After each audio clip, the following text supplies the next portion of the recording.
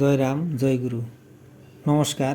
গল্প কথায় রাম ঠাকুর চ্যানেলে সব বন্ধুদের স্বাগতম। আজ আমি ঠাকুরের একটি লীলা কথা বলবো।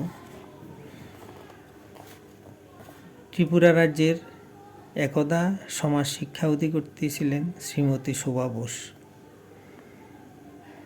তার পিতার নাম শ্রীযুক্ত অক্ষয় কুমার বোস, মায়ের নাম হেমনলিনী বোস। শ্রী শ্রী ঠাকুর তার মাকে জয়কালী বলে ডাকতেন।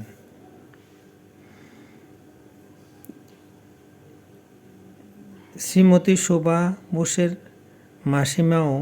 মাসিমার এক যা ডিঙ্গামানিক যাবেন বলে শোভাদিদের চট্টগ্রাম বাসায় এসে উপস্থিত হলেন। তখন দুপুরবেলা শোভাদির ছোট বোন হঠাৎ করে ঘরে এসে জানালো যে শ্রীরাম ঠাকুর এসেছেন। শোভাদির মা তাড়াতাড়ি এসে ঠাকুরকে ঘরে নিয়ে গেলেন। শ্রী শ্রী ঠাকুর জয়কালী মাকে ডিঙ্গামানিক উৎসবে যাওয়ার নেমন্তন্ন করতে গিয়েছিলেন। শ্রী শ্রী ঠাকুর জয়কালী মাকে ডিঙ্গামানিক থেকে ঘুরে আসতে বললেন। ঠাকুর ঘরে এসেছেন, তাই সামান্য ভোগের আয়োজন করা প্রয়োজন। সেই সময় নকুল বলে শোভাদিদের একজন কাজের লোক ছিল। শোভাদির মা ওকে কিছু ফল মিষ্টি আনার জন্য বাজারে পাঠালেন। নকুল কিছু ফল মিষ্টি নিয়ে বাজার থেকে এলো। শোভাদির মা তাড়াতাড়ি ঠাকুরের ভোগ তৈরি করার কাজে লেগে গেলেন। এদিকে শোভাদির মাসিমা ডিঙ্গামানিক যাবার জন্য খুব উতলা হয়ে ঠাকুরকে একটু তাড়া দিতে আরম্ভ করেছিলেন। শ্রী শ্রী ঠাকুর রসিকতা করে বললেন, কমলার গন্ধ পাইতেছেন না? কিভাবে যায় ভোগ না সাইরা? ঠাকুরকে যথাসম্ভব তাড়াতাড়ি ভোগ দেওয়া হলো। শ্রী শ্রী ঠাকুর ভোগ গ্রহণ করে যথাসময়ে চলে গেলেন। শ্রী শ্রী ঠাকুর তখন চট্টগ্রামে ছিলেন। এদিকে শোভাদির পিতার সঙ্গে ডিঙ্গামানিক যাওয়া নিয়ে অনেক কথা কাটাকাটি হয়। শোভাদির মা রাগ করে আর ডিঙ্গামানিক উৎসবে গেলেন না। সে রাতে ঘুমের মধ্যে স্বপ্ন দেখলেন শ্রী শ্রী ঠাকুর এসে তাকে লক্ষ্মী ছাড়া বলে বকছেন। পরের দিন শোভাদির মা ঠাকুরের কাছে চলে গেলেন।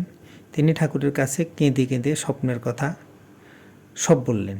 শ্রী শ্রী ঠাকুরের মুখশ্রীতে সেই সৌম্য শান্ত ভাব। তিনি মধুর স্বরে বললেন, গেলে দেখতে পেতেন কী বেশে গেলাম। শোভাদির মা ঠাকুর প্রণাম করে বাড়িতে ফিরে এসে সব বললেন।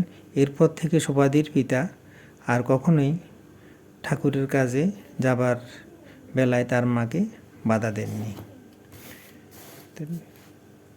এখন একটি ঠাকুরের বাণী বলছি আমি। নিঃশক্তি বলে অভাব জীবের স্বতঃসিদ্ধ।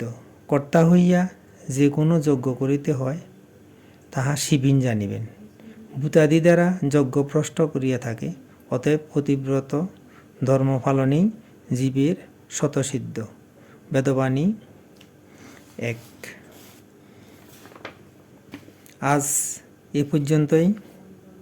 আগামী দিন আবার শ্রী শ্রী ঠাকুর সম্পর্কে গল্প বাণী নিয়ে আপনাদের সামনে থাকব।